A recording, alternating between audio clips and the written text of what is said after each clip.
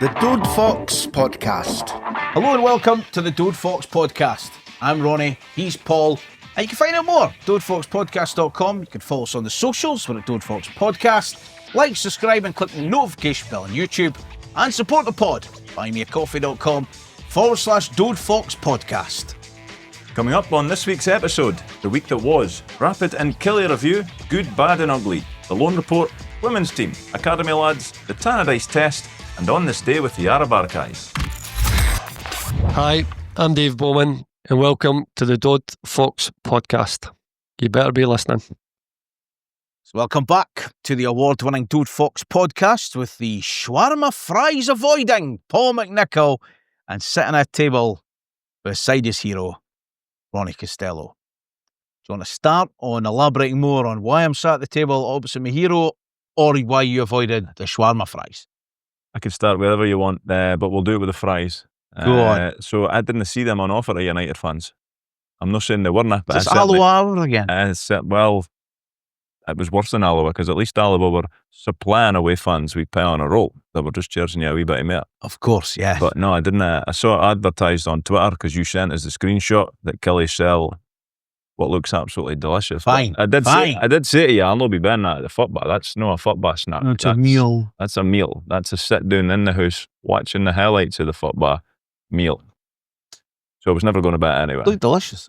It did look absolutely. $7.50, was that? Bargain, good price? I think that's good price. That's probably a decent price for these sorts of things. Normally, and at the football out. And you're sitting at a table beside your hero, Rondo. So that comes for my happy birthday tweet to you the day, seeing as you're 40-something. 43 the day, allegedly. Yeah, and I just found a series of pictures, and I thought, I'm going to put some alt text on these and wonder if anybody notices. And there was only a couple of people that noticed. Clearly yourself, because you barely spoke to us for coming into the house. But that's fine. That's fine, as long as you've had a good day. Well, we'll get to that. We will. We will. And there might be a gift as well, but you're going to earn your gift. And I didn't hate shawarma fries either. No, and neither did I. So there we go. So it's not been peak birthday. Nah. No yet. No. Let's look back at some of the news from the week that was. Julius Eskesen becomes signing number 12, the type of player I think we've been missing in the midfield area, one that can tie it all together, saying Jim Goodwin. He signed a 2-year deal with a club-held option for a third. I hope he's everything that Jim Goodwin has told us there. And he gets a tap that fits him better. Correct. Yeah, it was like watching a player running on in 1997. David Fernandez. His tap was always too big. Oversized taps and undersized socks. Like it was, he looked like he just got dressed in a jumble sale or something, did he? Long sleeve, 30 degrees in KIllie, you said the day. It was warm. I didn't give you a number, but it was warm. That's brilliant. Yeah. I think the commentator maybe said that. But anyway, it was warm. There was water breaks. And exactly. That's how hot it was. No, it was warm. But yeah, like, once again, he's another boy that we've brought in this summer that I've never heard of. Didn't care nothing about him. I could only hope that he is what Jim Goodwin says he is. Yeah. United have also taken the option to secure Dario Namo's services on a permanent basis. He signed a contract until summer 2028. And right on the back of that, Lucas Stevenson returned on loan for another stint. It was a needs must though, wasn't it? Yes. Somebody had to be brought in, or somebody had to be signed permanently to get them off the... Was it 6 loans you're allowed? 6 international loans. So obviously England does count as an international loan. Yeah. So we're having the options in Namo, Crestes and Dolchik. They have to do one of them. And I'm going to say Namo's is probably the cheapest. That's 100% what I was thinking. Because instantly when that came out, like maybe the start of last week, we would take to sign somebody permanent. Boys are like that. Well, Dolchik, get him signed up, because ultimately he's class. Yes. And then it was Alan Temple that pissed on everybody's fucking happiness and joy by saying, well, you do have the club held option, but there's no obligation for the player to accept to sign for you permanently. So we'll see how these deals do work out in the fullness of time. But yeah, Namo's looked all right in the few appearances that we've seen him, so I'm no against him signing on permanently. And obviously it freed up a space for the returning ginger-bearded hero. Yes, indeed. And it was it's a move that makes sense, given what he said when he was done his TV interview. Obviously it made sense for him as well, and it was the kind of place he wanted to go. I feel, and I'm not talking for him here, but maybe unfinished business, given he didn't play in those final 5 games. He maybe thinks, I want another full stint of this and see how it goes. But also a player that can play in a couple of positions. He'll know like you're doing. Yeah. His effort will go either way. And clearly, at one point today, he also got pissed off at the referee. Yes, yeah. He's. I thought it was a long shot that we were going to be able to bring him back, just because we were making so many signings and he was doing very well, albeit in pre-season in the Liverpool team.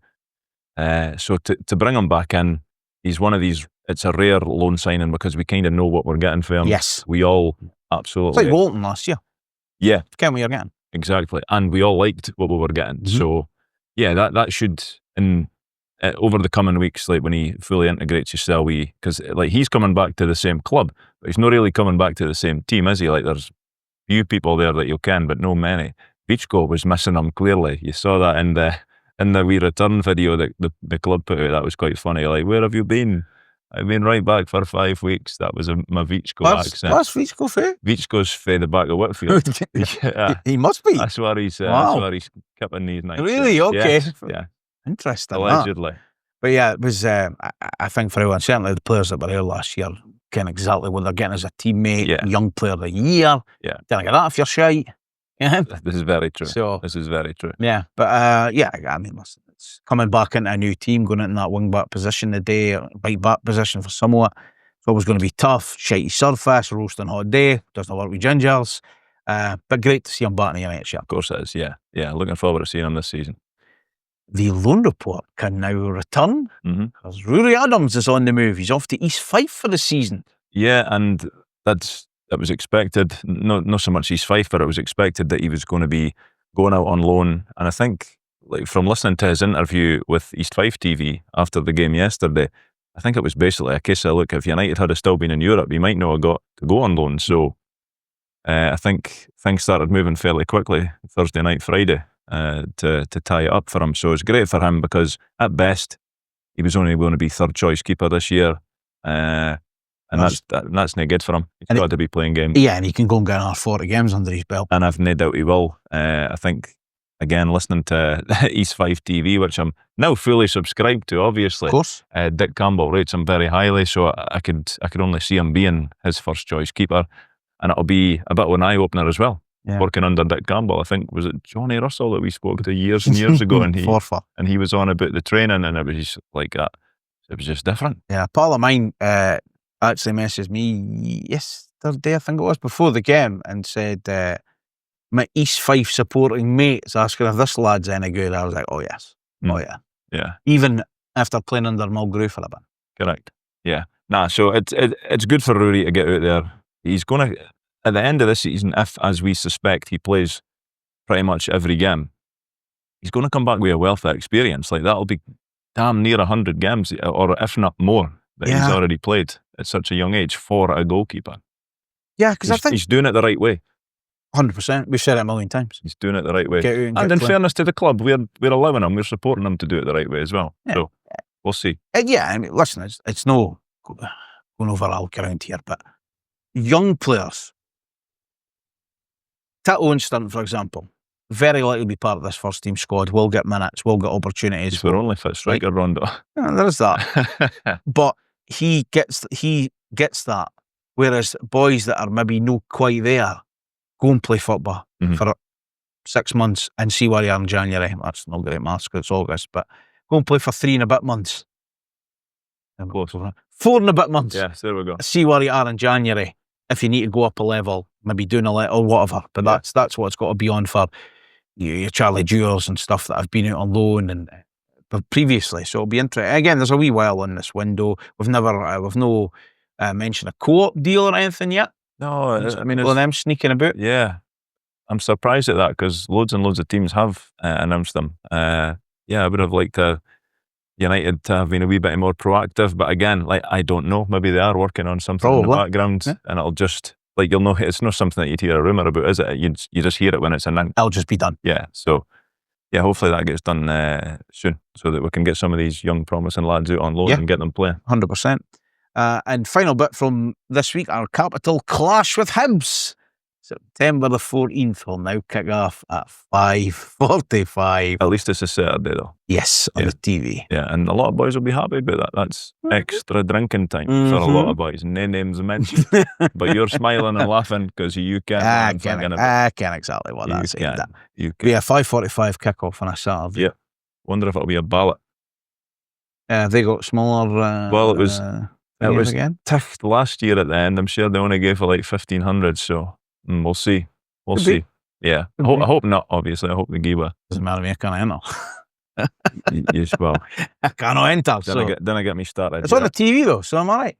And I'm working as a Saturday not the night. same, but like when you're booing Martin Boyle in your living room, he doesn't hear you, does he? He'll hear me if I'm successful in any future ballot. Yeah, you'll hear me big time. I suppose. Yeah, there is that. On Where Are They Now, which is when we're just sort of keeping an eye on players that were last season, but also a bit further afield when someone kind of makes the comes up on Twitter or a news story or whatever. Alan Campbell's back on trial at Oxford. Is that right? Still in the building. Still not got a contract, but he's back in the building. They must be keen then.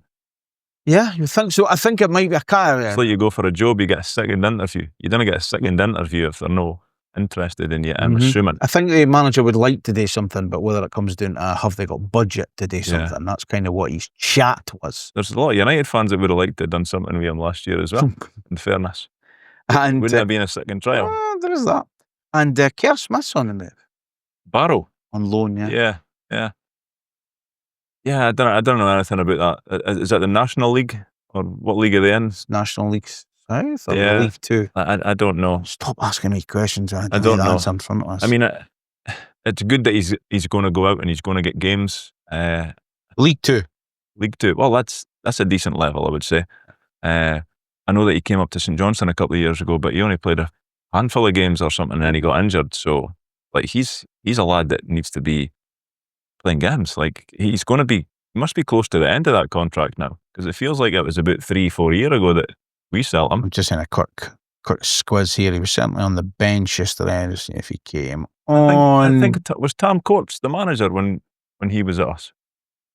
Yeah, played him in the derby, right? That's right, yeah. So that was the season he went then, was it not?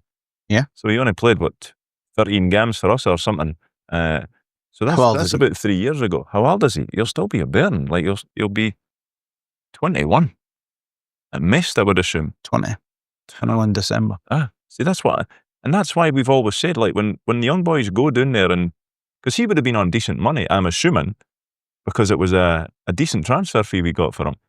So if he goes down there and it doesn't work out, and I'm no privy to anything, I don't care if it's working out, if this is the plan, or if it's not working out at all, but he'll come back up here and he'll get a team no bother, and hopefully he'll have a wee bit of dosh in the bank as well, and he'll still be 21, 22. 14th of January 2022, Villa announced Smith as a new signing for their academy. The transfer fee undisclosed, but was reported to be worth up to £2 million. Yeah, that's almost 4 years. Mm-hmm. That's fluent, Rondo. Fluent. Yeah. We'll probably get him back. Well, yeah, you never know. I mean, it's like anything. You're desperate for these things to work out, but like you say, sometimes they just dinner. But if it doesn't, he's still got plenty of time. And hopefully it's a wee bit dosh in the bank for a personal point of view. Well, there is that as well. But yeah, that's, again, anything that jumps up, we'll keep an eye. I know Louis Appert scored at the weekend. What about Meshack?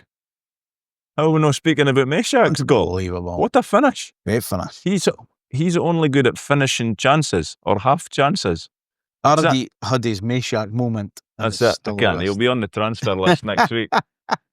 Yeah, no, it's for his new team, yeah. I mean, I can't for one off they're off bottom of the league yet, but fair play, like.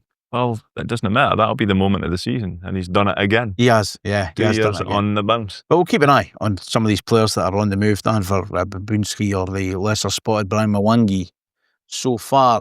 The treatment table's getting busy. There's going to be a fair bit of fighting on there. Obviously, we know Trapnowski, Graham and Ryan Strain are all long-term. The news, no great for Isaac Papo. I saw him on Thursday, walking. We poke him in the knee yet? No, I wasn't brave enough. It's not brave enough. Even with your bum, mate, still take it with you. Probably. He looks like a right wee hardy bastard. So I saw him, and he was obviously limping, but I kind of think might be all right. And I'm pretty sure I've seen him with a full the looks like a bionic. Yeah. Knee supporty thing. Like what Stone Cold would wear. Exactly. That's what I was looking, but longer. For a fully. So it's worse. So I think, but again, because of the camera, it wasn't 4K like, so I was trying to see it, but it looked like that when it sort of panned across. It looked like that. So, and again, we knew that was going to be a bad in. Jim Goodwin said suffered ligament damage in around the knee. Ongoing discussions about how best to rehab it, but it's going to be out for a lengthy period. Some people saying January, some people saying it could be Easter, some people saying season's over. We didn't ken, any idea.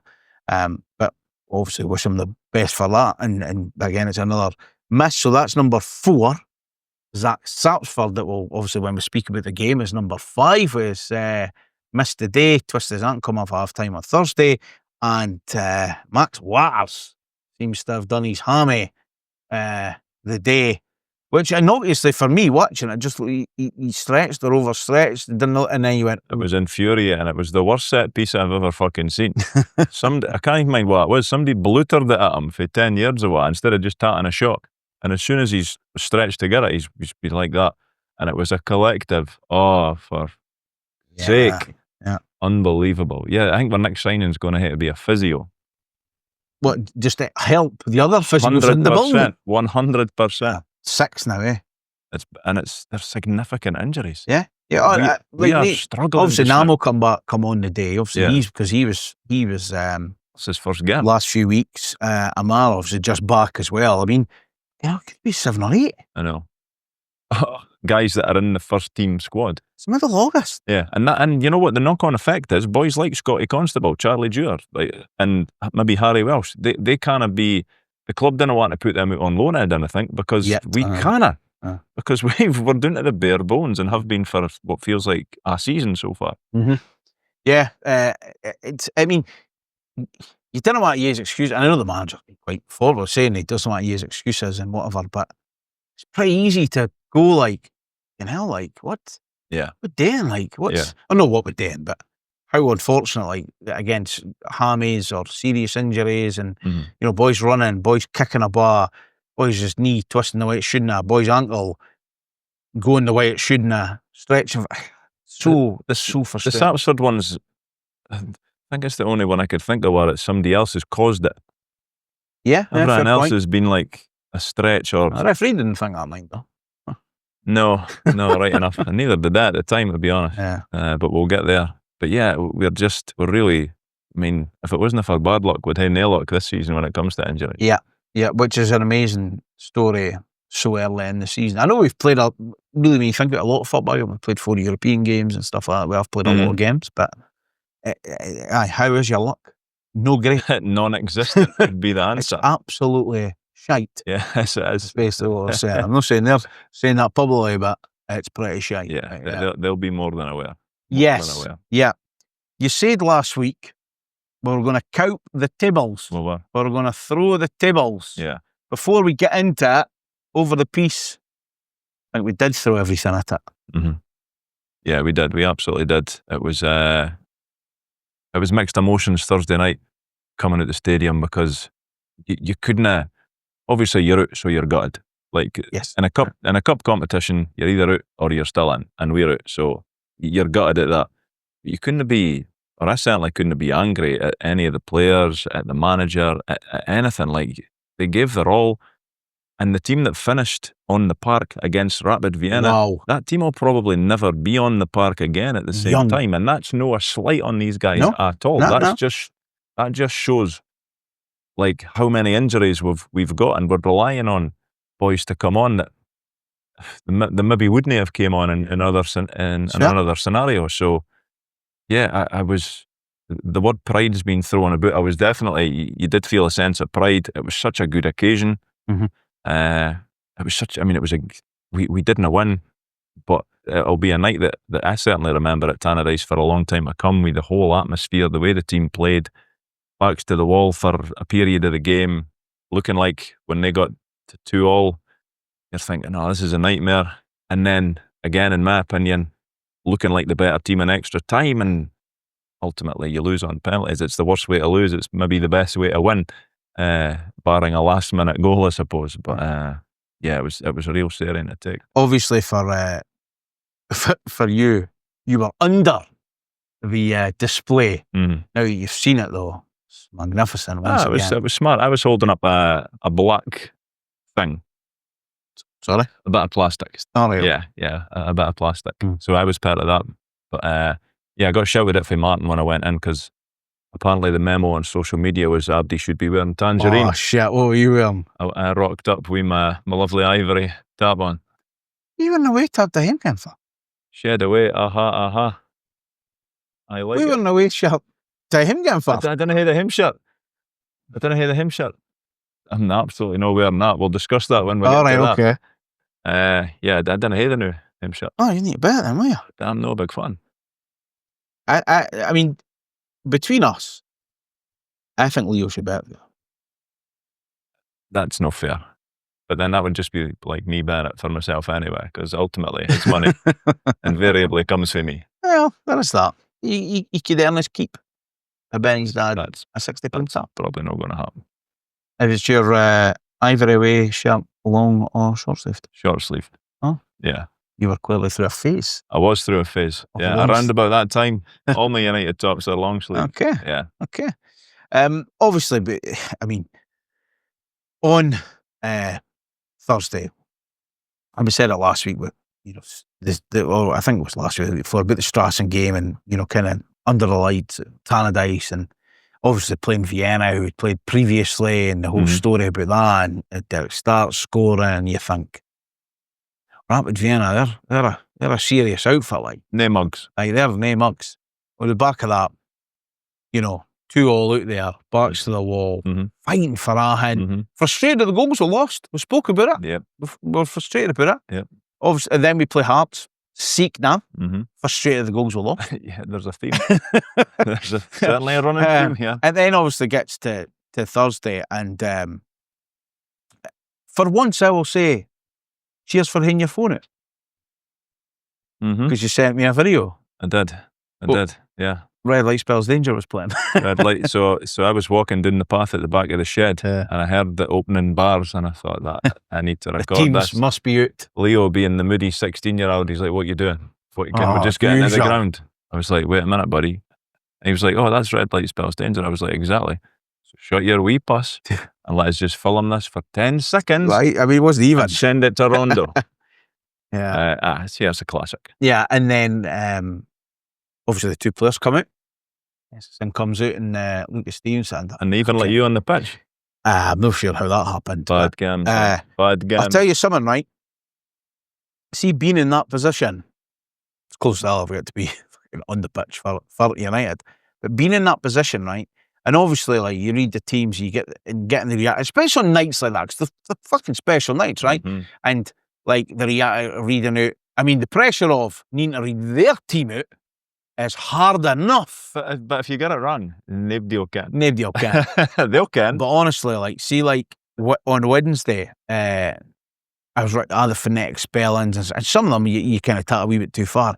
You then get to the referee, it's for Greece. You really need to drop that and chop it up. And I was like, and at one point, pretty sure I looked up and I could feel Giannis's camera in my face, and I thought, oh, he was standing pretty close, so was he? He's a great wee fucker, can he? He's a talented dog bastard. Honestly, watch how the videos and then go, when we put this pod out, it's very basic. Compared to these cool things he can do. He is very good.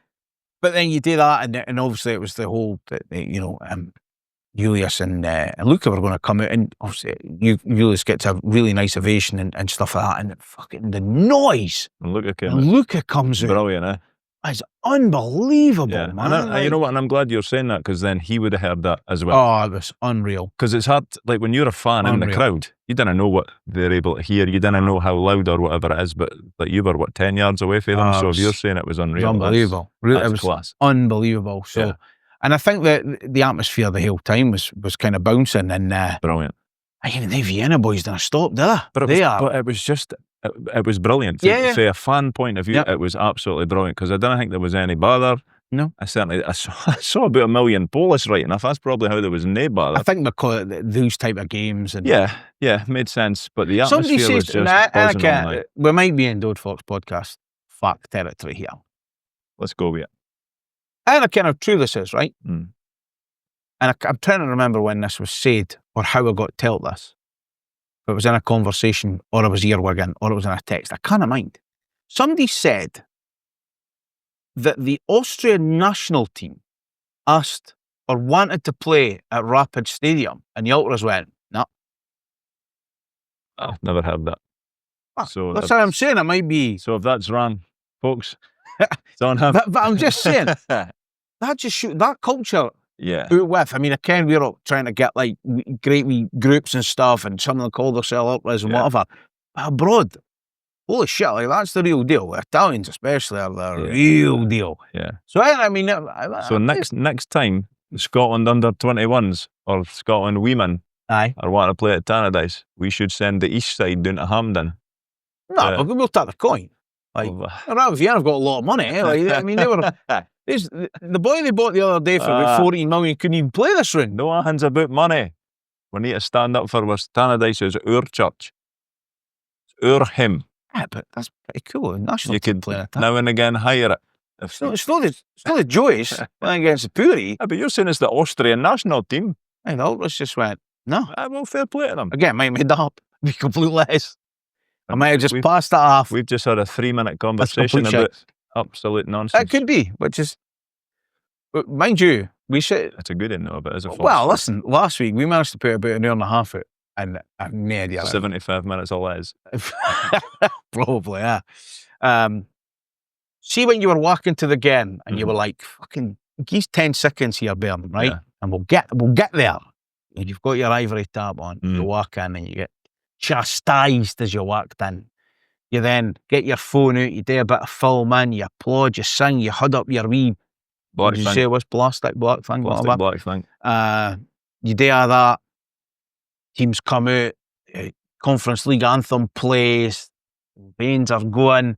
See, just as the Greek official, whose name I've completely forgotten when I attempt to say, blew his whistle, did you think at half time we'd be 2-0 up? I did not. What a 2 goals it was. Yeah, that would have been a dream scenario, would it? Wow. Before the game. Yeah, and it was was no on me coupon. No, and it was well earned. When we got to half time, like the first goal certainly was very well worked.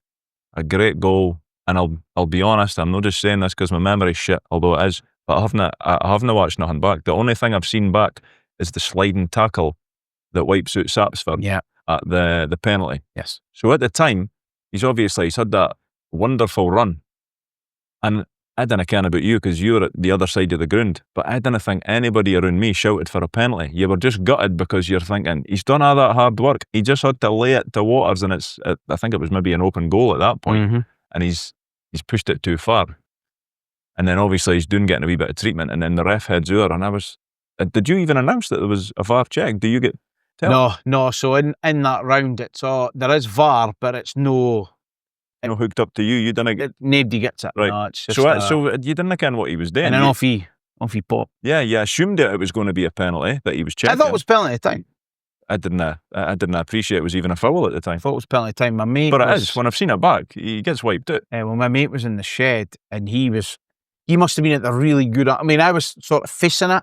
He was at a sort of roundabout angle, and he thought, that's a bit dirty that, or a bit late. Can't remember what he said, and he thought it was a sort of, or it was definitely screaming for a penalty. Yeah, quite right. But then I can't mind what the rule, but the ruling is there is VAR, but it's no follow on and shouting about it. But he obviously took the advice however he went, and as soon as he went to the monitor, I did say that's a pen. Yeah, you're not getting sent. No, that's what I thought as well. That's what I thought. But as you say, like, Waters was excellent. He took his first goal well. The penalty, he dispatched it beautifully. Was penalty the first goal?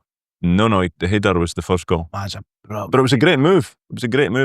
Kamara, I don't know how it ended up. Well, Ferry crosses it. Did Sapsford play him in or something? I can't mind it. As I say, I've not seen it back. It's just a back across the goal. It's brilliant. It's just such a good move. Such a good move. And the noise was just deafening. That's the sort of thing that brings tears to my eyes. It really does. I get too emotional when United scored goals in big games like that. Half-time whistle goes. Wow. Just wish it was the full-time whistle. That's what I was thinking. Yeah.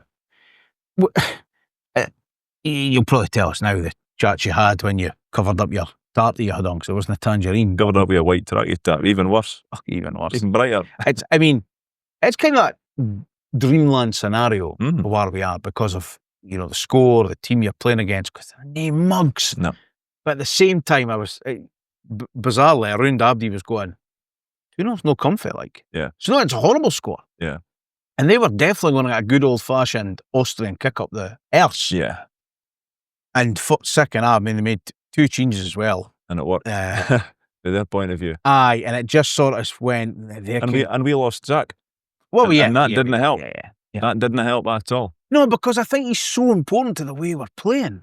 And again, the day was so missed. Yeah. And I don't want to dwell on Thursday too much, because we've just had again the day, which is again against 4 days ago, and this is the day. But it was a seeking of him going off, and you kind of went, I hope it's only been precautionary here. But yeah, again, they showed their class, but at the same time, just like last week, 2 really disappointing goals.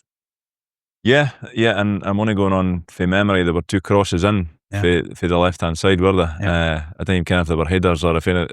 As I say, I've not seen it back. I refuse to watch it. I'm not ready for it yet, Rondo.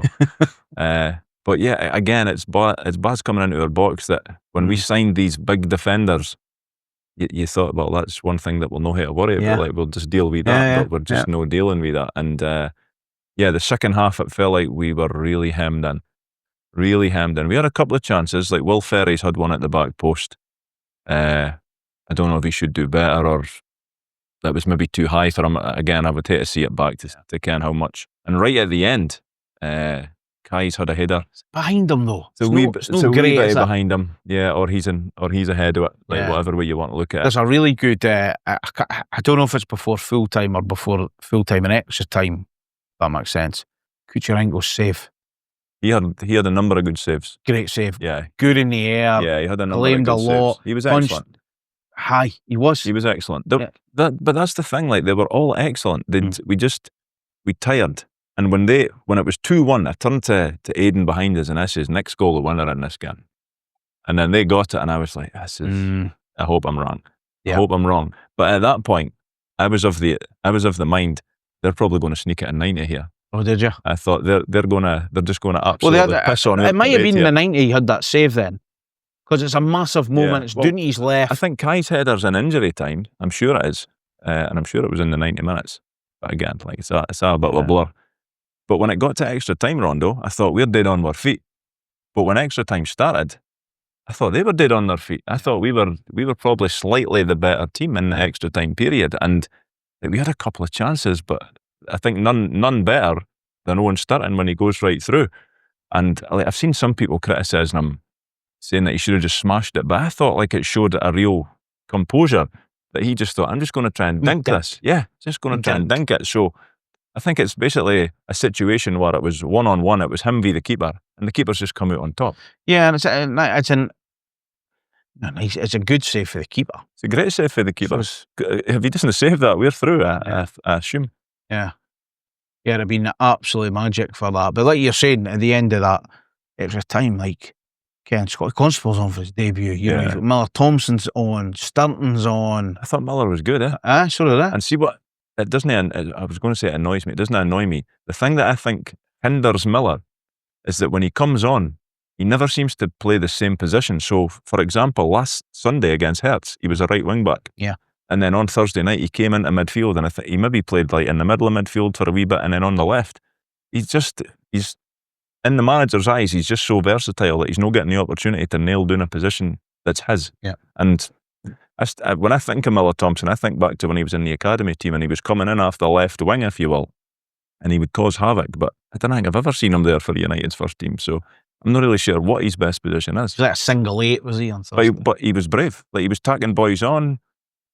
He was getting... Be brave. Time to be brave. Of course. But it's easy to say that. It's maybe not so easy. Well, it was in the fact heat we of the ended battle. up... What did we end up with? Sibbald playing next to Scotty Constable. We Miller just in front of Scotty him. Constable didn't hide either. He got stuck in when he had to, albeit he was only on 5 minutes. But Yeah, like we finished, the team that doesn't play any Scotsmen, we finished with about 5 on the park, I think. Nobody said nothing about that. Not a thing. Yeah. No. Which is a no shock. United's record with penalties, we've been through this a number of times. Seen Allo a bit, I've seen Allo both a bit on that. Yeah, but I think the big thing is that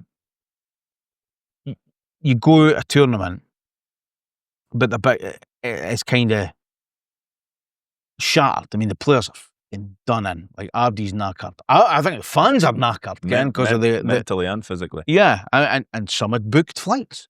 Maybe. No names. I guarantee the same boy had a go at you for your away shirt. But it's always the kind of cruelest way to go out. But what was that, the emotional, when you were walking out in the dust itself, but just, can you took it in and you just, how did you look back on? Initially just gutted, because so close yet so far. Like, we've said it for years doing this podcast, it is a roller coaster, and I dare say most fans and most clubs probably think it's a roller coaster following their team. But it really is, because when the tie gets made, you're like, United v Rapid Vienna, oh Christ, like, it couldn't have been much more difficult a tie. And then the first game out there, they go a goal up, and you're thinking, oh shit, like, here we go. It might be a big fish here. But we get in back, they get another in, we get in back, and at the end of the first leg, you're thinking, we have done incredibly well here. Yeah. We have managed to get this game back to Tannadice. We've got a real chance. Still underdogs, I would say, but a real chance. And then you fast forward to half time in that second leg, and they've gave you more than hope. Like, they've gave you a belief, like, I'm going to hit a book a flight to Hungary at this point. Because also, as United fans, we're still thinking, it's in the, of course, there'll be a sting in the tail. Could be a third. Yeah, there'll be a sting in the tail, because you would like to have thought, like, if we had went in 2-0 down, it would have just been like, fuck it, let's just go for it. Abdi, go for it. So you kind of expected a bit of a sting in the tail for Rapid, and that's kind of what we got. I didn't feel at the game that it was frustrating watching it, because everything in you is thinking, stop sitting back. But I didn't think we were sitting back. I thought we egged back. We couldn't get out. Yeah. We couldn't get out at all. They were doing what they were doing very well. They made changes at half time. It worked. We made an enforced change that we wouldn't have made. Well, they made 6 changes, and every in them made a difference, especially the last. Yeah, I mean, but that's the options they had on the bench. Like, we made changes as well, but we didn't have. And again, this is no being disparaging in any shape, way, or form you've to not the got subjects that we've got. 100 appearance. No, nothing like it. Nothing on. Like it. We've got a Bairn that came on and did I think very well. But the big thing you've got is you've got kids that come on. It's kids, they're no Bairns, but they want to impress. And like you said, they will get stuck in. Yeah. They'll give you a hand. Yeah. Well, Thompson gave the legs. Yeah. Okay? Yeah. And that was a big thing. Trying to get out and get up the park a little bit. Yeah. But again, like you say, I think it's a massive pride and being proud. And I mean, boys, girls, Bairns that, have travelled and been at the home games, they are memories that somebody put, think we were playing 2 years ago at this time. Yeah. You've just got to keep perspective. You've just got to keep perspective when it comes to, and again, I will repeat, like, obviously, we all know we didn't win. Yes. But that's a night that probably everybody that was there will remember for a long, long time. Like, that it's up there with people. I saw some people online saying this is as good a night as it's been for decades at Tannadice. Now, what I would say is the Alkmaar game at home was unbelievable as well. Atmosphere, team performance, that was up there with the Rapid Vienna. But if you go before that game, like, you're probably talking decades before there was a night like that. Yeah, well. So it was a really, really special occasion. We an absolute jab in the ribs for the shitey bit of a stick at the end of it, just to send you up the road with a defeat. You wouldn't have seen this. I don't think it's on Twitter, on Facebook. Cooper Arabs put out, our last 11 games at home in Europe has yielded 6 wins, 4 draws, and a defeat. Because we like a fun game, Paul. Mm-hmm. What do you think the 11 are against? Oh, Christ. 2 this season. Yeah, so Unistrassen, Rapid Vienna, Alkmaar, you've mentioned. Alkmaar, Athens. Yep, got beat for Athens. That's the only defeat. Flask. Yep. So I'm needing another 6. Mm-hmm. Jeez. One round about the... Maipa. Correct. Offside. 2-2. your hand down and keep running, you dick. You've got in between Alkmaar and Slask. Between Alkmaar and Dynamo Moscow. Yep. Yeah. So before Mupa That was now. 2-2. And they scored in the last minute that time and a half. 4 before Mupa. Are we going back as far as CE Principat? Yes, we are. And They're in there, 9-0. Yeah. 2 before them and 1 after. 2 before them. I think Missy played for the opposition that night. Trabzonspor. Yep, they're in there. Andy McLaren header. Yep. What a goal 2 that more. was. I think McLaren played in at least one of them. 3-2 win and a 3-1 win. Is there a Copenhagen or Vitesse? You're Copenhagen, you're in the right sort of neck of the woods of Europe. I can't think. Brøndby. One more. Brøndby. I don't think they're a team anymore. They might be renamed. Rangers. Oh, no. No. 2 words. Cheesy peeps. Tatran. Bretsov. Yes. That 3-2 win. So 3-1 win against Brøndby, 3-2 against Prešov, 9-0 against Principat, 1-0 with Trabzonspor, 2-0 Paul Ritchie, Mupa. Got beat for Athens 1-0, Slask 3-2, Moscow 2-0, Alkmaar 1-0, Unistrassen 1-0, and 2-0 against Rapid Vienna. See, on the Friday, so I was still salty about the whole thing. Still feeling immensely happy and proud to be a United fan, to have been there, but just absolutely down in the dumps that we were out. So I went to the gym. I thought, I'm just going to, and I never run. I can't run. Too big to run. And lazy. But I went on a treadmill and I thought, I'm just going to run. Going to run to see if I can get rid of this anger and annoyance. And it just got worse. 15 minutes in, I was like, in my own head, having this whole conversation, thinking there's 3 Scottish teams that played in Europe this year. 2 of them have lost games. 1 of them lost no games. And they're out. And the other 2 are still in.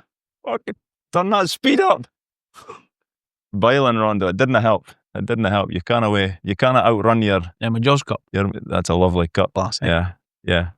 I would have took that shark on Friday. I would have. No bother. I didn't need a bigger boat. Before we move on to the day, and there's a big difference with the day, and you'll ken exactly where I'm going. The referee, I just let the games go. It's class. Again, he missed the penalty, but word do they just... He missed it, but it happened that quick. Like the majority of the stadium just missed let it go, man. They'll get on with it. I don't know. I'm absolutely dumbfounded with what I've seen today. Genuinely. I didn't know if Scottish referees get handed a different fucking rule book or they just didn't understand it. Like, if there's a coming together in a game of football, it does not always necessarily have to be a foul or a booking or an anything. Just sometimes just play on, and that's what we've seen in these 4 games in Europe. There's my phone. Better go on to Kevin Clancy and inform him of this.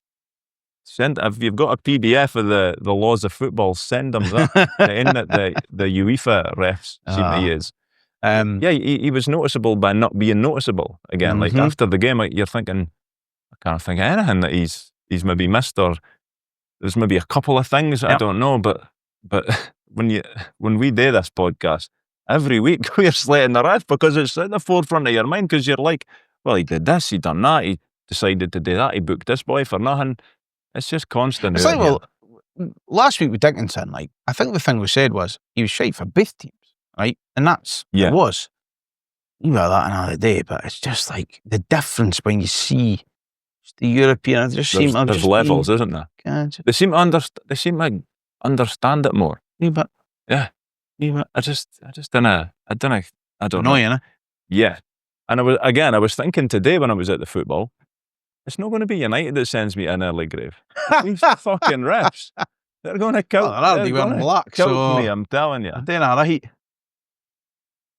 So all you needed after that long stint on Thursday, then your big run on Friday. Yeah. You can what you done yesterday, but all you needed was a trip to Kilmarnock to sort your weekend. That was if I had planned it the way I wanted to perfectly start my Sunday, that was it. Like, head for Kilmarnock. Like it was, as we've talked about it, you said you were offered and smashing me in the face when I even suggested that we got KIllie in the cup. And we got KIllie in the cup, and it was one of the worst ties. And look where we are now. Exactly. And it's my fault. Yeah, it was one of the worst ties that we could have got. Like, especially after the European game. Kenning, what we play next?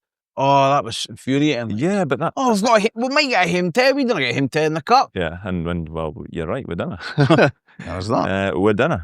Yeah, but I mean, it was frustrating. Just something to get him on more than anything, but 2 terrible goals again. Yeah, well, I said to you, I didn't quite see the first. I saw it going in because I was hussing about with something in my wallet in my pocket or something. Still got that old Johnny in it? Absolutely not. And obviously, I'm assuming it was a long ball. Oh, yeah. Because I thought I'll just fix that now. A 70-yard long ball. Because the bar's down here, and then when I look back around, the boy's putting the ball in the net. The boy, LeBron James, up front for them or whatever. Easy beat. Hey. He's a monster. Unbelievable. And their football's so effective and it's so basic. 2 target men up front. Exactly. Scottish football's kind of best thing. I'm no sure. I think this night you definitely want to say it was at the other end. And again, the referee had to get fucking involved, and he's telling Owen Stanton, like, get your hands down and stop fucking pushing him. The boy was doing it back. And you could see, like, boys are marking. There's obviously a bit of handbags going on, a wee push here. And I'm like, Vichko, fucking, wait a minute. Vichko's marking LeBron James. Yeah. Like, how does that happen? That's what I don't. Like, I dare say we didn't. I don't know if that happened, but that's what was putting your going. That's. But they must work on it in training to it. Like, maybe not so much just now, because I can't imagine there's been much training. It must just be like game, recovery, sleep, game, recovery, sleep. They're at Clayton Caravan burnt the swimming pool on Friday for recovery. Oh. They played the mini golf. It looks class. When they were doing lengths or breadths, they should have been saying, right, Yovu, you're on LeBron, okay? Vichko, you don't go near him, pal, because you're far too wee to be marking him. Yeah. But it's a long bar. It was a shite goal. Fucking bounces maybe once or twice, tucks a touch, and he just fucking drills it. It's like, yeah, at least you get a decent bounce on that surface. Oh, didn't even need to enter the bouncy 6-yard box. It was a bad start. Yeah, it was a bad start, and then we lose Max. Yeah, and as I said earlier, like the whole stand was like, no, again, like and he was almost, because it happened right in front of the United fans, he almost looked apologetic at the crowd, as if to say, okay, I'm sorry. I'm pumped, lads. It was just the last thing that we needed. When Stanton came on, he did. Took his chance, and he was the one thing that we needed. He did take his chance, and it was a very good chance as well. And it was a good finish. Like I've not seen it back, but it looked a good finish at the time. Yeah, great touch round the boy. Yeah, and the finishes for maybe know the power he gets. For the accuracy right in. Yeah, the finish of a striker. Was going to steal it. Like I'm no. Nah. Well, like it kind of trickled into the net though, did it? So I was like, is that going in? Is that going in? Sure enough, it went in, and it was brilliant for him to score that goal right in front of the United fans as well.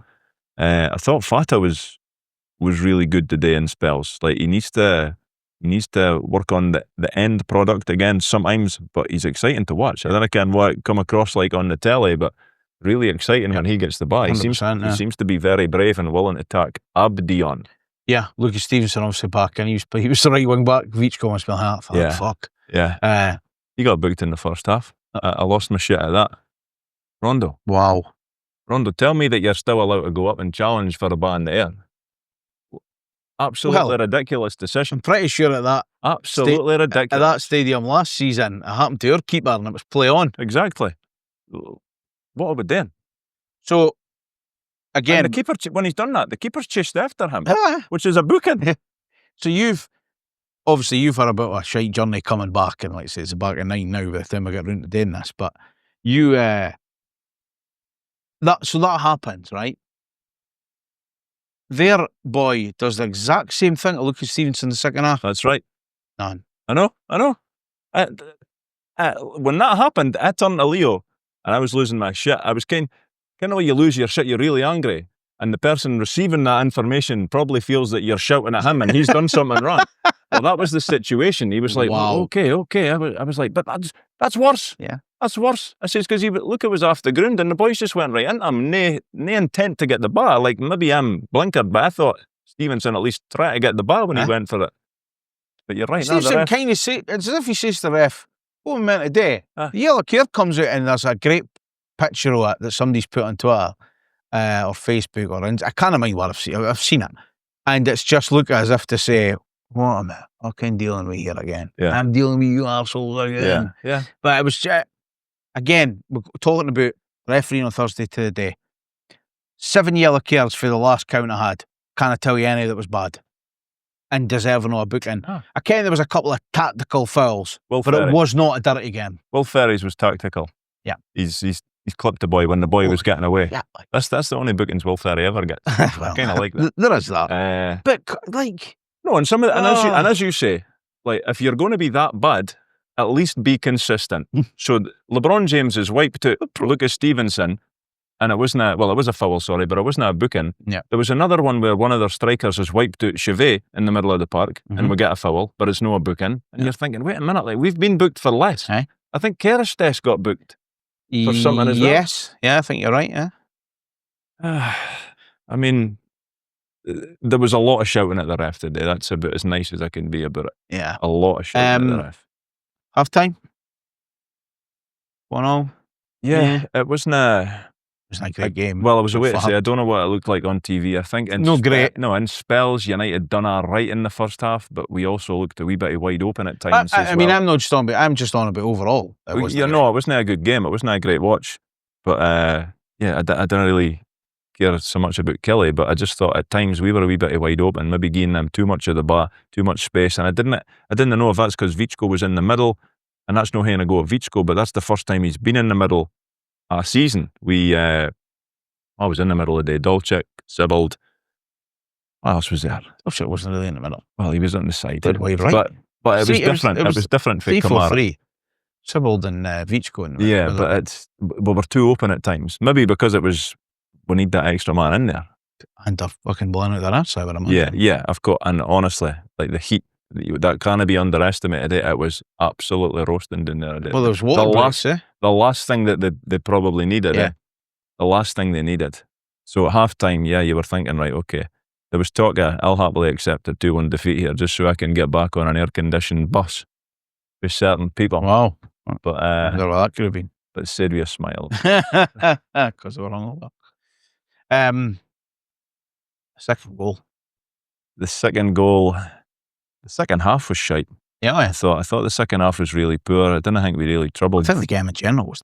No, it was stinking. But the second goal, I actually shouted because there was 3-on-2 at the back for them, and I didn't ken the boy's name that headed it back, but I was shouting, "The boys free at the back! The boys free at the back!"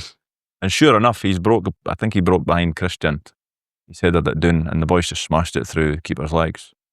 And we are so preventable. Good few yards away. And the thing I'll say is, I will give them an out with the tiredness, because it's the same guys that we've sent to the well to get the bucket of water our season so far.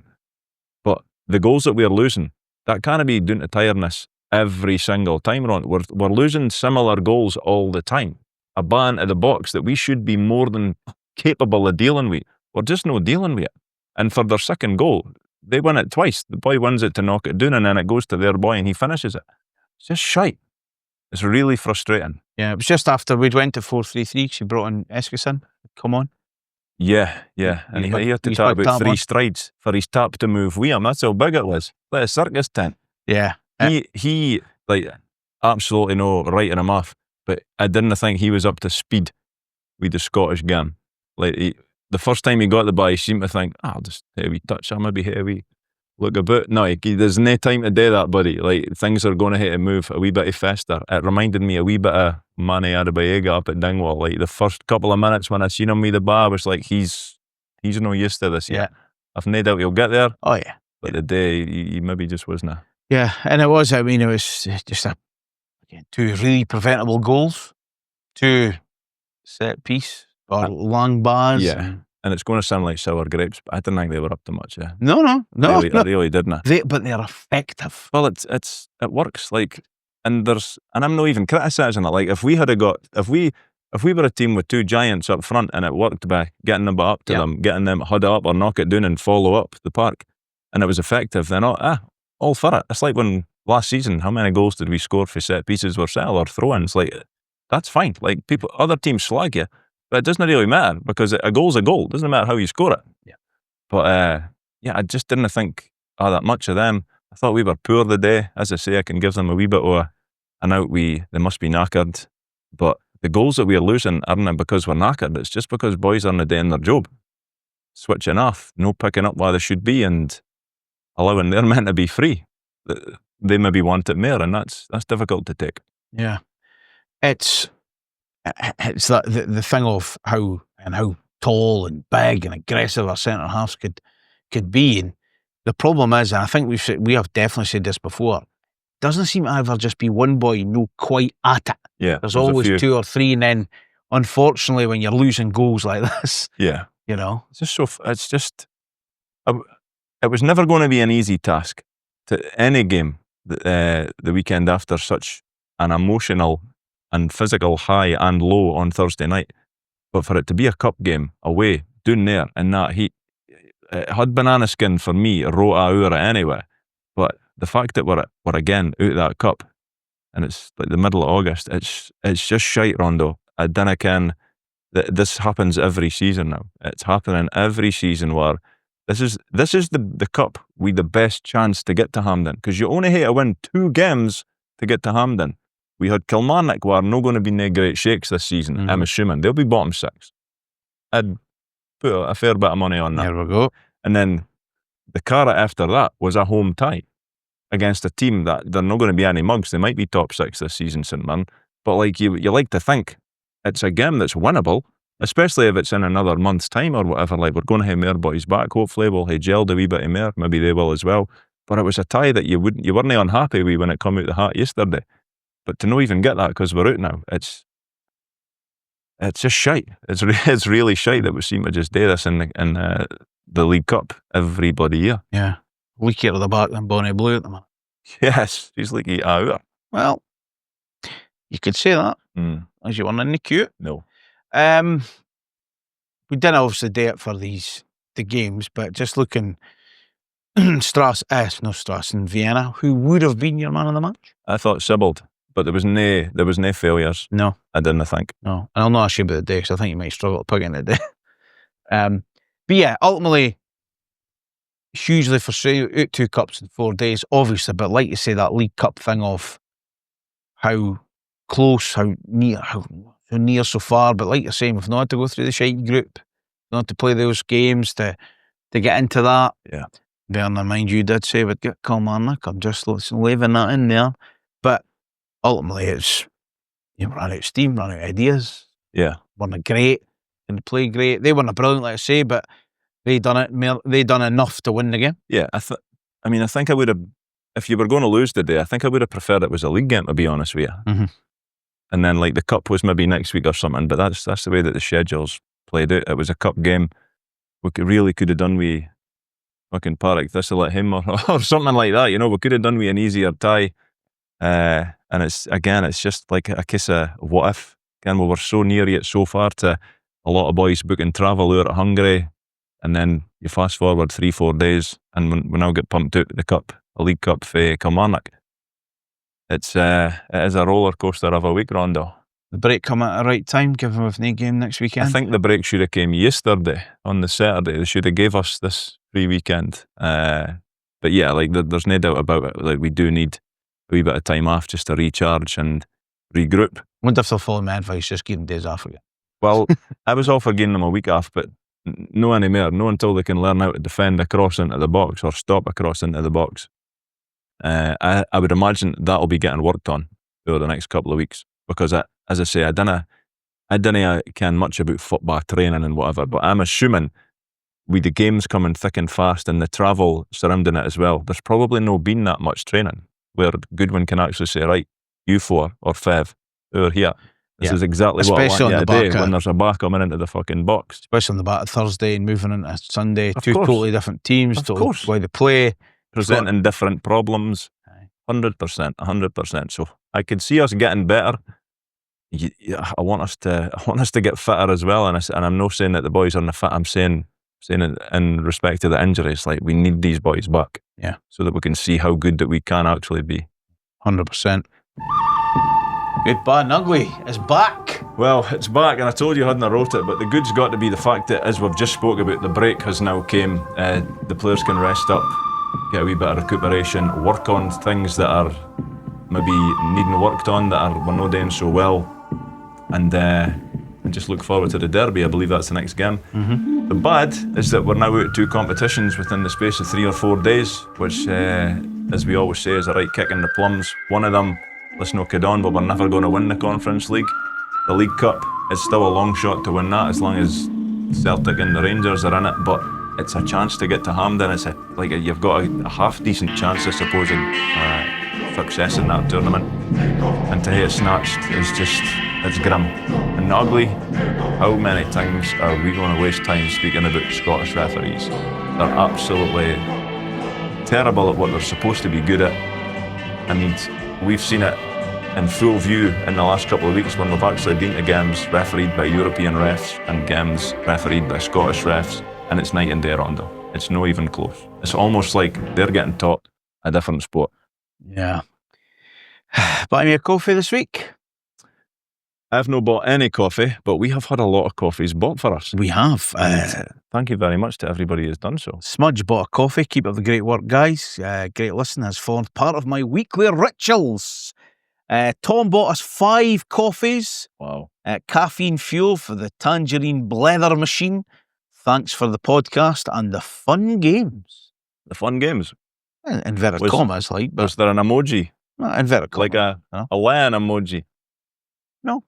Bobby Orbit bought us 5 coffees. Lifelong London-based Arab. Grateful for the weekly therapy hit. Thanks for doing this through the good times and the bad. That's Robert Middleton. Ian White bought a coffee, enjoying your chat. Stevie Ross, United supporting walking footballer, avid podcast listener, and he's also added in his message, I'll send you a walking football update soon as well. Howard Stewart, thanks for a great podcast, boys. He's bought 3 coffees. Ronnie, get yourself an extra hot, wet, salted caramel mochaccino. Paul, sorry you don't drink coffee. Maybe you do a hot chocolate. I'll take a hot chocolate.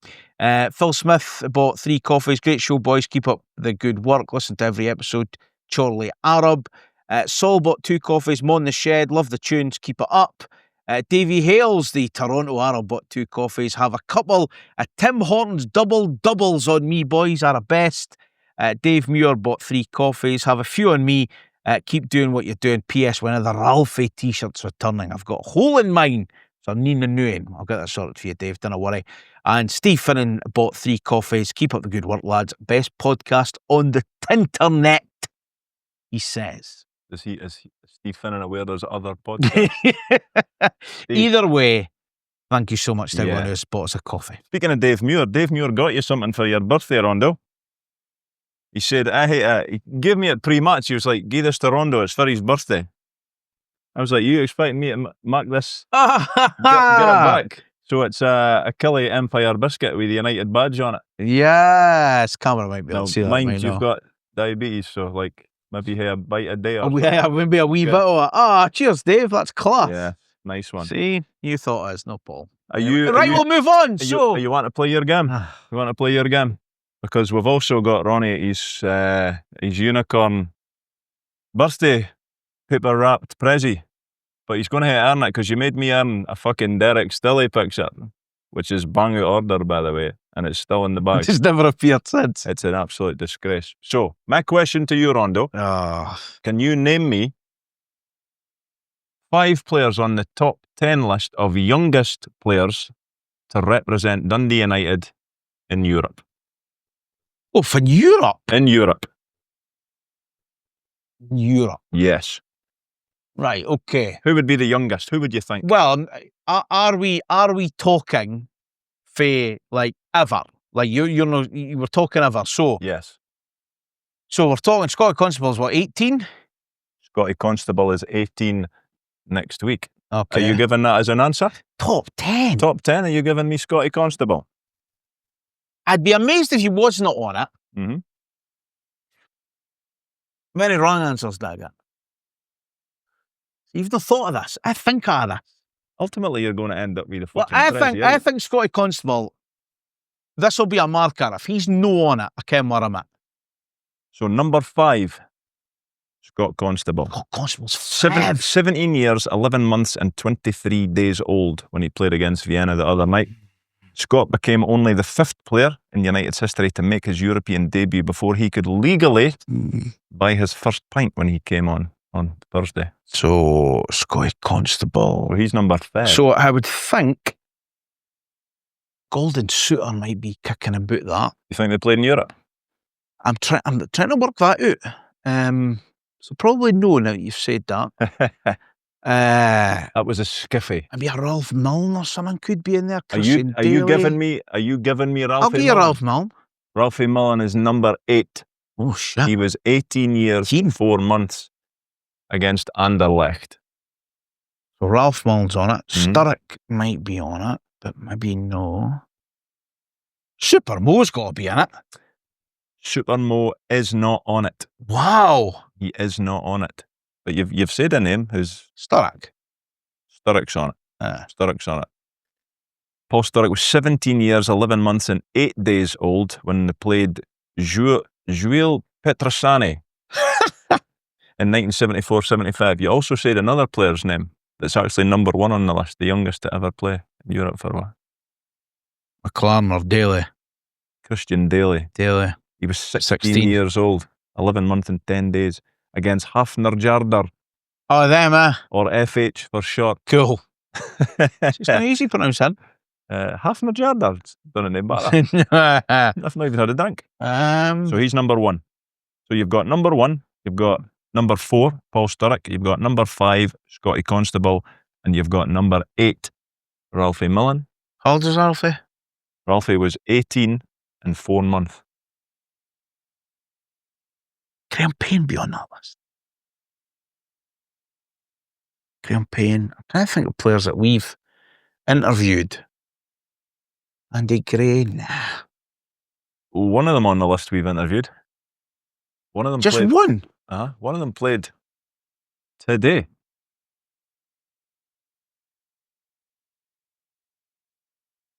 Oof. We interviewed that played today. You'll kick yourself. No, will I? Oh, you will. No, I've got. You don't set a time limit. I've got a night. Played today for us. For us. Owen Sturton. Owen Sturton, there we Fucking go. Is that you kicking yourself Owen to the right side Sturton's- of the table? So Owen Sturton in there. Owen So Sturton was 18 years and 5 months. So he's number 10. Oh, He's so the he's 10th 10. on the list. oh, that's Fev. You've done well. You just want the rest. Nah, So number 2. go back. Go 10 to 1. Oh, See, 10 to they're 1. fun. Okay, well, number 10.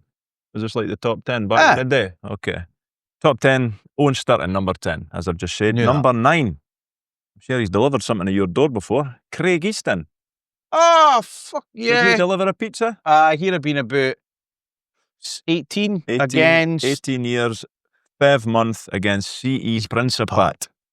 Number 8 was Ralphie Milne, 18 years, 4 months versus Anderlecht. Number 7, the GOAT, David Nery.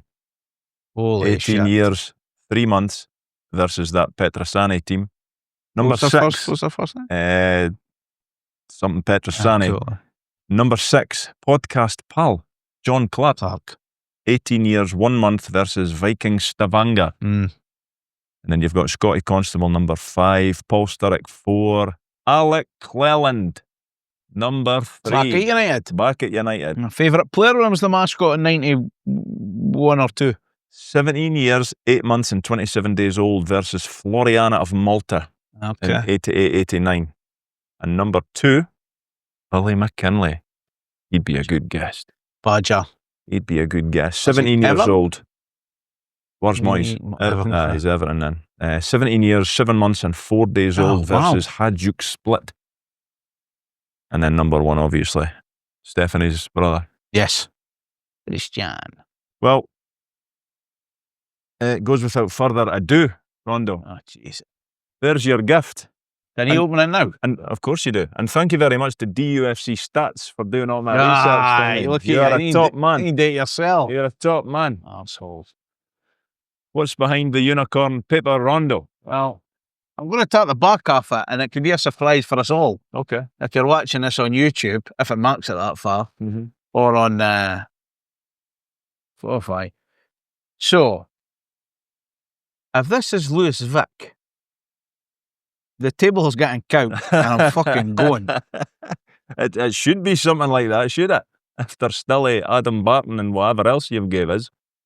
Bad games. All part of a bigger prize pot. Bad games. Are we ready? Go for it. What's the reveal? In fact, is it the right way around? Will I check? That's the back. No, all right, let me okay. see. Let me see. Right. Now look at All right, Jesus. Right. Okay. There you go. That's it. So what is Oh, it? it's got to be this way. What is it? Yeah. This could be, is this Trish Stratus's undies? Saying nothing. Oh, look at the big beautiful bastard. Oh, Tony. Fucking ledge. Get that shirt away. Fuck. Oh, look at him. It's good. I did. Super Momo got bumped here. Well, eh? it's up to you. Get what I mean? I thought you'd put it in the bedroom. That's I thought you'd put it up the stair. probably will actually. So thank you very much also to Chris Thompson for sorting us out with that. I went to him with an idea and he's knocked it out of the park, Rondo. Thought you'd like it. Did you just get favours for Abdi here? Kinda. Oh yeah, Kinda. cool. Yeah. Oh, People are excellent. generous. People are generous. You want to speak about this nonsense? This is what we're getting at. We'll move on for that. Is it? What do you think of this in? Apart from the fact it's not even tangerine. Boring and dull. I'm not a fan of that one at all. So this is the Hummel Cabrini Sportswear top. Yeah, For those just listening, audio only. That was the strip the year Leo was born. And it was bizarre because we went up to my loft through the week and I was like, you go and pick in and I'll put it on the wall on Sunday. And he picked that in. So I done a wee bit of research. I was like, that's bizarre. That was the strip United had when you were born and he didn't ken that. No a fan of that at all. Reminds me of France Andaza. What about you? Willow Flood maybe as well? It reminds me you on YouTube getting interviewed wearing it. Is with that right? spiky hair. With spiky hair? I'm pretty sure, and you've got Leo in your arms, I think. No. Is it a similar top? No, Gotta be a similar that was the top. cup winning top. It's got to be a similar top. That was the Telling you now, it's a similar top. that was the cup winning top. Well, fucking telling, that's what I thought. As soon as I seen it, that's what I was thinking. No, I wasn't a fan, but it's the 2008-2009 course. season. Oh. It's going back in the loft, No wonder.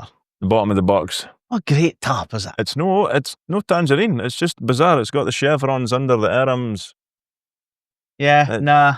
It's got pools in it. I mean, they came with the top when I bought it. It's ridiculous. It's got a name and number. There's no No. name and numbers, no. That is this week's Wall of Kits that we show off a top when Paul remembers to bring in. Right. 3 for 3. It's time I get back to you with the Tannadice Test. Okay. 5 rounds as always. Get more than 2 right. I'll maybe even give you some credit. I doubt that very much. Round number 1, player profile. Born April 8th, 1990. I'm 5'10", I signed for United on May the 10th, 2007. My first manager was Craig Levine, and my career totals at United were 121 appearances, scoring 45 goals. Wow. As always, you will get a second clue if you need it. How many goals did he score? 45 goals, 121 appearances.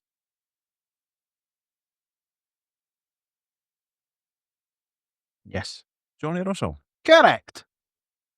Bosh, I'll take that. I was thinking John Daly initially, then I was like, he's older than that. Johnny Russell. Wow. Excellent. Higher or lower? Okay.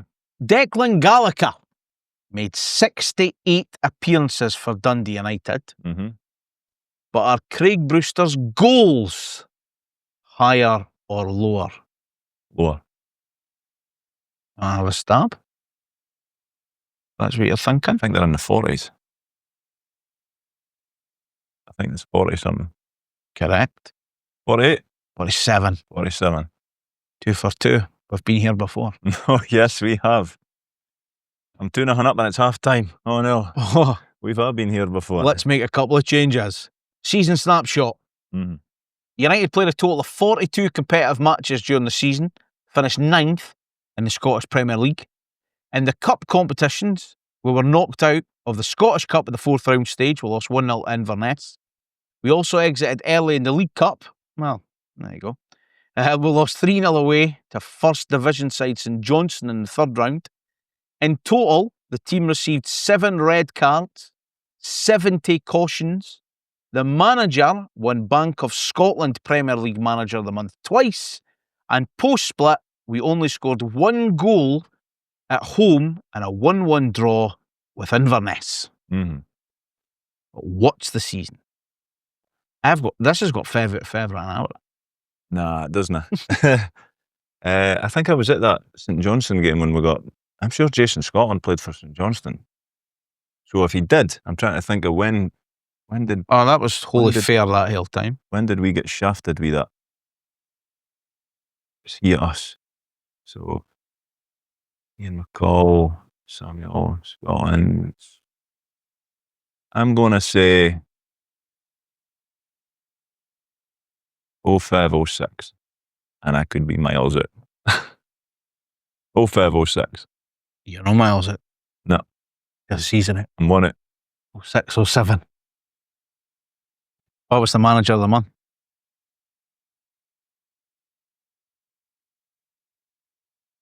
He's behind you. Levine. It was the Brewster season. Ah. He came in, he got the 2. Right, also played for... Name the former United player who's also played for Bury, Dunfermline, Peterhead, Queen of the South, St Johnstone, Ross County and Rangers.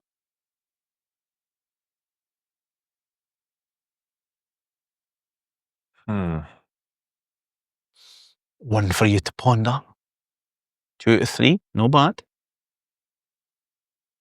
I don't think I ever get to say no, do I?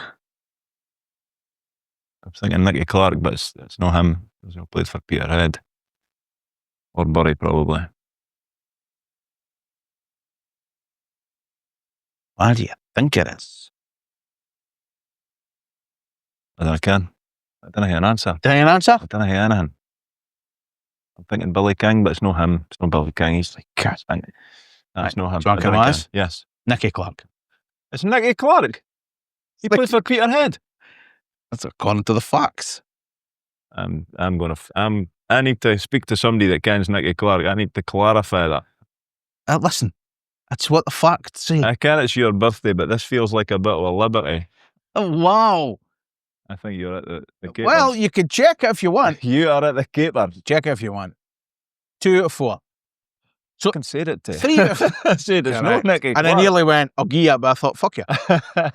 I'm assuming 3 out of 5, the better score. Ken, 60%. That's a no bad I'll score. try that. That's a pass. That's a pass. It's a C. And then if you got 80%, that's good. Well done. It's unusual and for me. A full who says, I can taps off. Yeah. The lot. Correct. Join the queue for Bonnie Blue. No, never. Who am I? I started my United career as a forward, but became a defender under Jim McLean. I picked up 3 Scottish Cup runners-up medals during my time at Tannadice. In my 12 seasons at United, I made 329 appearances, I scored 37 goals, and I am in the Dundee United Hall of Fame. But who am I? Started as a striker, but ended as a defender. Yes. John Clark. Correct. 60%. Pass. I'll take it. Podcast pal. Like being back at scale. There you go. There's your C, Mr. McNichol. Yes. Thank you. Get in.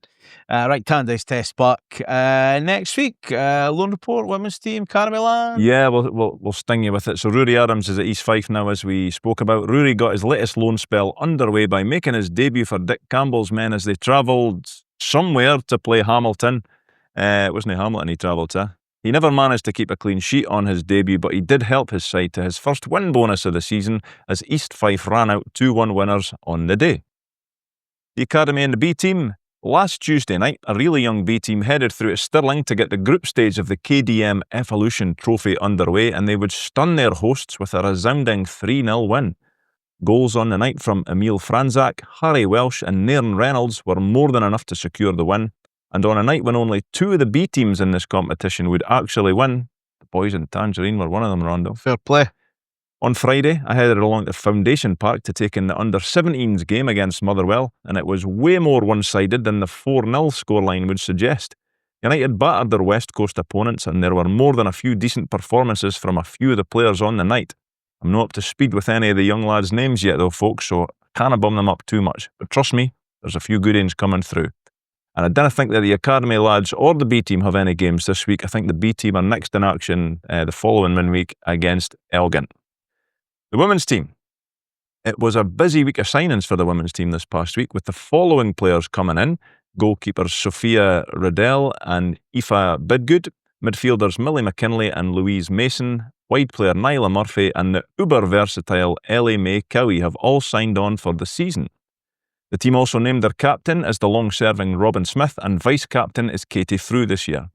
That meant that they would kick off their league campaign at home today as we are recording this, with Queen's Park the visitors, and it would be a victorious start to the season as they trounced the Ouija's 4-2 with goals from KIllie Bowman, Danny Finlay, Louise Mason and Nicola Jameson.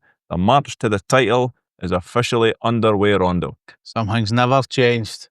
Danny F is on the score sheet. Correct. On this day, in association with the Arab Archive, preserving the history of Dundee United Football Club since 2006, the 18th of August. Our focus today will start in 1982, League Cup group stage.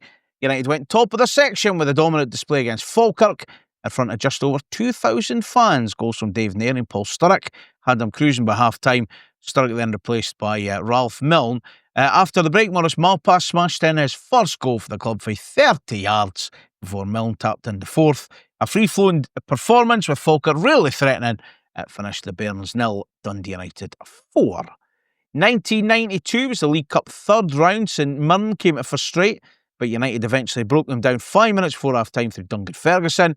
2 minutes after the restart, John O'Neill made it 2-0, reacting quickest after Jim McAnally's strike was spilled. St Mirren hit the bar, Ferguson sealed it late on with a bullet header from Alan Preston's free kick, and it was a polished win and another 100% League Cup record against the Paisley side intact. Dundee United 3, St Mirren 0. Final game of the week. There's no signings or birthdays this week either.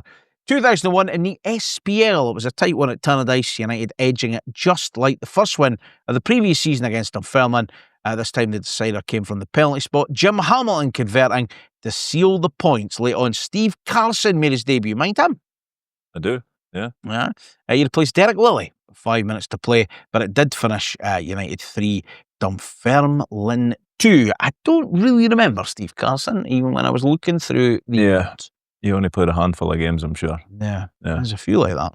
That is your lot for episode 297. You can find out more, as always, DodeFoxPodcast.com. You can like, subscribe, and click the notification bell on YouTube. You can support the pod as well. buymeacoffee.com/Dode Fox Podcast. Do have a great week. Stay safe. And don't forget to wash your hands and your arsehole.